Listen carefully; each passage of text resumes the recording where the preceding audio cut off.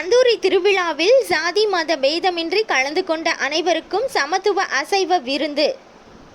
கரூர் மாவட்டம் பள்ளப்பட்டி பகுதியில் ஏராளமான இஸ்லாமியர்கள் வசித்து வருகின்றனர். நபிகள் நாயகம் பிறந்தநாளை கொண்டாடும் வகைகளில் மகான் அப்துல் கரீம் பாவா தர்காவில் 70 ஆண்டுகளாக கோஷ் ஷேட் குடும்பத்தினர் கந்தூரி திருவிழா நடத்தி வருகின்றனர். இந்த ஆண்டு கந்தூரி திருவிழாவை முன்னிட்டு கோஷ் ஷேட் அரவங்குறிச்சி மற்றும் பள்ளப்பட்டியில் வசிக்கும் பொதுமக்கள் வீட்டிற்கு நேரடியாக சென்று மத நல்லிணக்கத்தை வலியுறுத்தி திருவிழாவிற்கு அழைப்பு விடுத்தனர்.